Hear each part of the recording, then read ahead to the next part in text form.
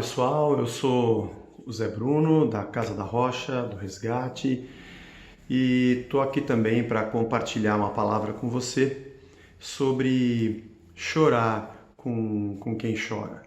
No momento em que o nosso país chora, no momento em que a nossa nação tem que ter mais força para suportar a guerra que a gente enfrenta e as dificuldades nas quais nos encontramos para enfrentá-las.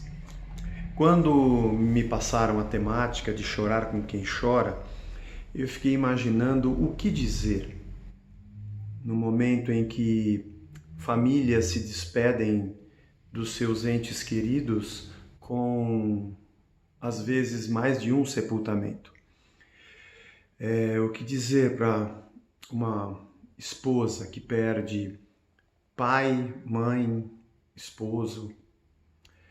O que dizer a um filho que perde pai, avô, avó?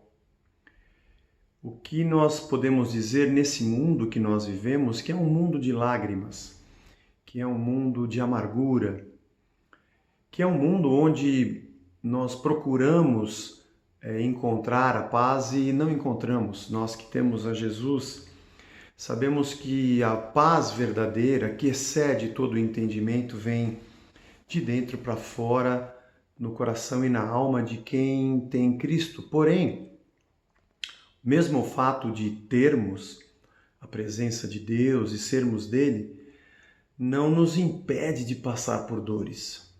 Nós não estamos livres do mal que nos cerca. Nós ainda sofremos as consequências do pecado e da queda, aquelas que são pertinentes aos nossos comportamentos e aquela que está expressa em toda a estrutura caótica desse mundo. Mas um texto que me veio à mente foi o texto de 1 Samuel, no capítulo 30. Sucedeu que, chegando Davi e seus homens ao terceiro dia a Ziclag, já os amalequitas tinham dado com ímpeto contra o sul e Ziclag, e a esta ferido e queimado. Tinham levado cativas as mulheres que lá se achavam, porém a ninguém mataram, nem pequenos nem grandes. Tão somente os levaram consigo e foram seu caminho.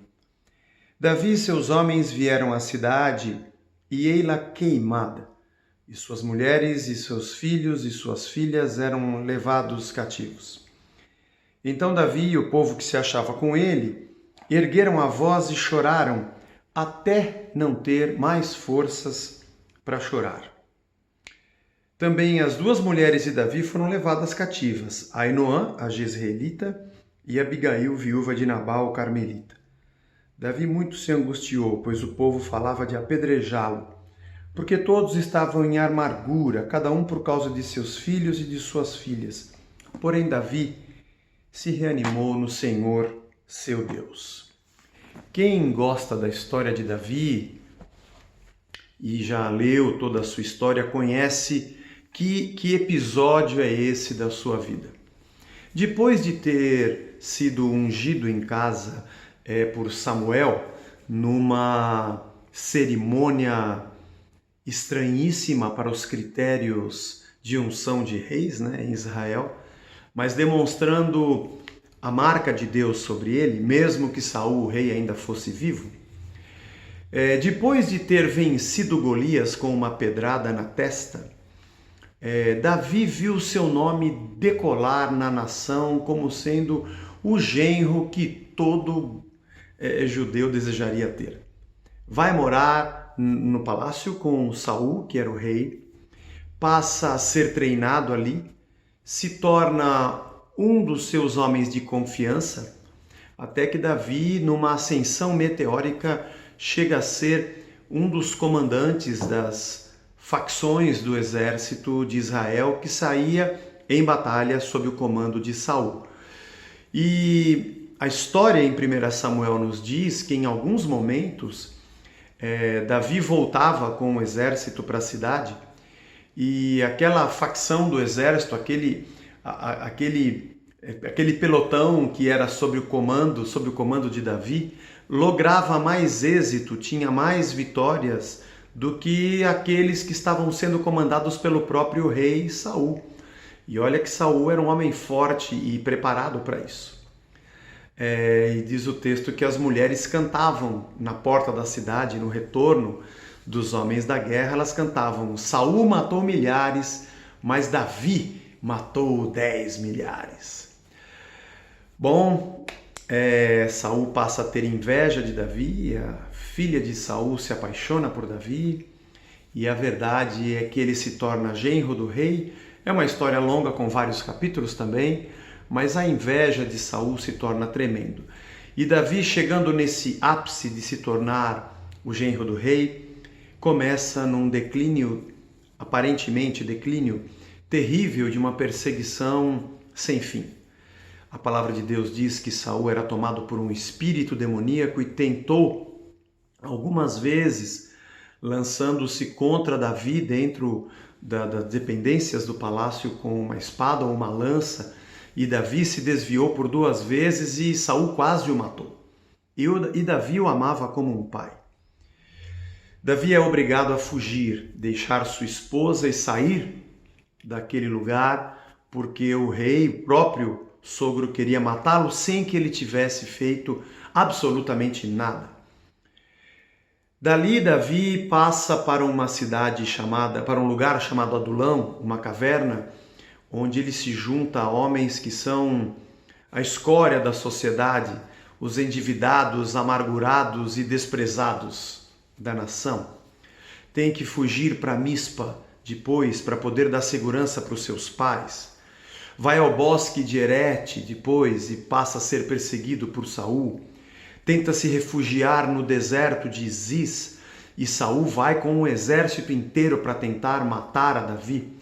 Por 2 vezes Davi pôde se vingar, estando só ele e o rei distantes da batalha, mas ainda assim ele não estendeu a sua mão contra o rei, mas Saul o odiava. Davi perde o seu prestígio, perde sua posição, perde seu lar, perde sua esposa, perde sua casa, deixa para trás os seus pais, vive num deserto como um homem errante.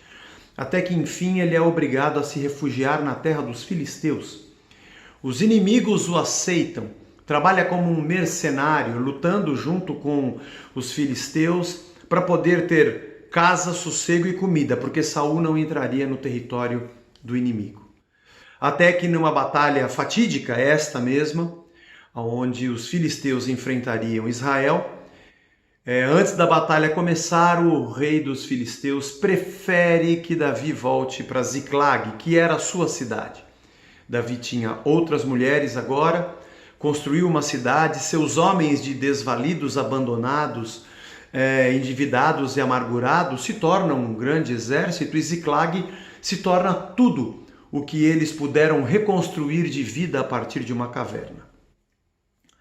Mas a história diz que Davi, quando volta, porque os filisteus disseram: é bom você não ir guerrear junto com a gente, vai que te dá um peso na consciência, você volta para trás e se volta contra nós, né? O coração fala mais alto, a luta é contra Israel, fica de férias, fica de folga hoje, que a batalha é nossa. Mas quando Davi chega em casa, os amalequitas tinham invadido a cidade, queimaram a cidade toda, e eles não acharam nenhuma mulher e nenhuma criança.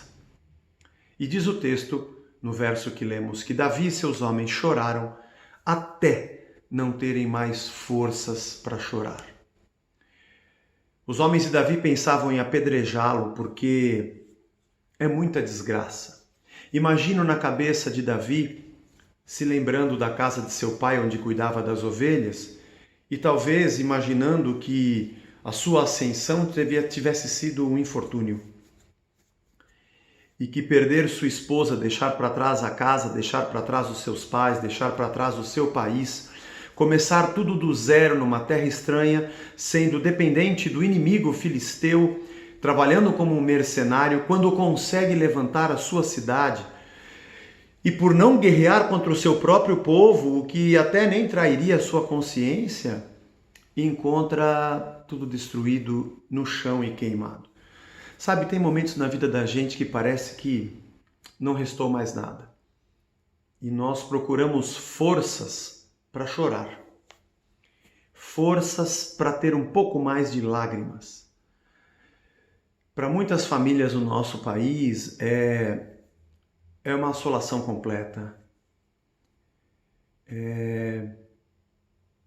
Olhar ao redor e, além de não encontrarmos aqueles a quem amávamos, ainda não encontramos um cenário propício para que essa história se reverta no que diz respeito à nossa pesquisa, no que diz respeito à saúde pública, no que diz respeito à nossa economia, como ela está, no que diz respeito às decisões políticas, ao embate jurídico-político no eixo jurídico-político que o Brasil se encontra, na desconexão de municípios e estados e poder federal, vermos amigos e irmãos se debatendo no meio dessa pandemia, pessoas passando fome, gente sem trabalho.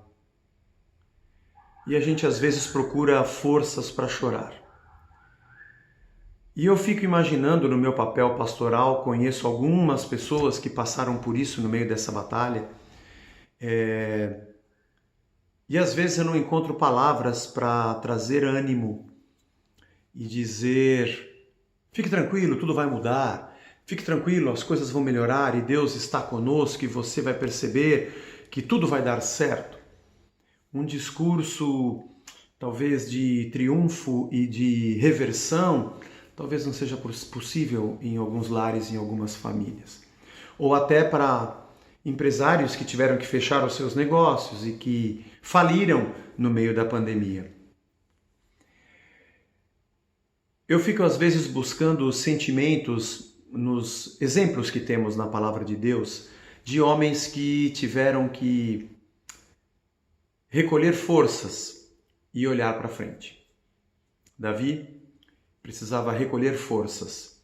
Ele que não tinha mais forças para chorar, para dizer aos seus homens: nós ainda temos vida pela frente e nós temos que seguir. Por pior que tenha sido a história até aqui, por maiores que tenham sido as perdas até aqui, há um momento na vida da gente que a gente tem que recolher forças para levantar e andar. O que eu costumo dizer é que o momento do choro, da perda, ele é inigualável e buscamos forças para continuar chorando. E eu sempre aconselho as pessoas que eu conheço a derramar todas as lágrimas que forem possíveis e todo o amor e ausência e tristeza possam de verdade ser derramadas diante do nosso Deus, diante do trono do Todo-Poderoso, que na verdade é o único capaz de renovar as nossas forças. Olhar para os montes, porque de lá vem o nosso socorro. Davi reúne forças para tentar reconstruir tudo. Ele não consegue reconstruir Ziklag. Ele não consegue recuperar o que ele havia perdido. Sim, ele consegue recuperar esposas e filhos. Mas dali Deus abre um outro campo de uma outra história. Aqui se encerra um capítulo e começa um outro. As tristezas da perseguição e dos momentos de choro para sempre ficaram na memória de Davi. Na verdade, ele veio enfrentar muitos outros pela frente, em outros momentos da sua história. Daqui ele é chamado para voltar a Israel depois da morte de Saul e começa tudo de novo a sua jornada como rei em Israel. Já enfrentando grande batalha contra os próprios filisteus, depois do seu pecado, a perda dos seus filhos, mas é uma outra história. Parece que nossa vida é sempre uma chamada à recuperação das forças. Às vezes nós juntamos forças para chorar e às vezes juntamos forças para prosseguir. As forças que ganhamos de Deus para prosseguir nos ajuda a olhar para trás com um pouco mais de paz, há um pouco mais de graça para ser derramada em nossos corações. As perdas e o momento do choro são substituídas com o passar do tempo por uma doce saudade daquilo que se foi, mas que se encontra com o renovo da esperança por aquilo que vem. A minha oração por você que está no meio de uma batalha e que tem dias que reúne forças para lamentar, que assim como Davi se reanimou no Senhor para recomeçar do zero, você encontre no trono de Deus as forças para recuperar o seu ânimo, se levantar, mesmo que ainda existam lágrimas nos seus olhos, olhar adiante. Nem sempre nós conseguimos retomar aquilo que se foi, mas sempre há um caminho novo de Deus para nós. Sempre há uma nova história para recomeçar. Sempre há um novo momento de Deus e um amanhã. Se Jesus Cristo nos ensinou de que basta a cada dia o seu próprio mal, em Mateus capítulo 6, ele também nos disse que o amanhã trará consigo os seus cuidados. O nosso Deus é um Deus dos recomeços. É um Deus que nos dá forças quando estamos no pranto e que nos reanima no seu espírito para termos um ponto de recomeço. As misericórdias de Deus, que são infinitas, se renovam a cada manhã e nele nós encontramos a palavra mais poderosa que conhecemos nas Escrituras, sua graça e sua misericórdia. E nele nós encontramos esperança para seguir em frente. Amanhã é um novo dia e o amanhã, juntamente com o alvorecer, vai trazer para nós um recomeço e um novo cuidado para que a gente possa prosseguir. Pode ser que hoje você esteja rebuscando no seu interior, sem ter nem mais forças para chorar, como Davi e os seus homens. Minha oração é que a paz que excede todo o entendimento humano possa regar o teu coração, inundar a tua mente, a tua alma, e você reúna forças no Deus que é o Senhor de toda a graça, e que você possa, ainda que tenha a dor do que se foi, ter a paz pelo que ainda vem e compreender que a graça de Deus está sobre você. O Deus dos recomeços é o Senhor que está conosco. Que a comunidade, igreja, irmãos, possam ser para você uma família e que a esperança encontrada na sua palavra e na missão possam te renovar e a presença do seu Espírito ser a energia que vem do alto para que você recomece uma nova história e possa, ainda que tenha doces saudades, ter o renovo de Deus, que sempre brota numa terra seca, mas mostra para a gente um novo amanhã, permaneça no seu coração. É o meu desejo, minha oração, e que o Senhor te abençoe, em nome de Jesus. Fique na paz.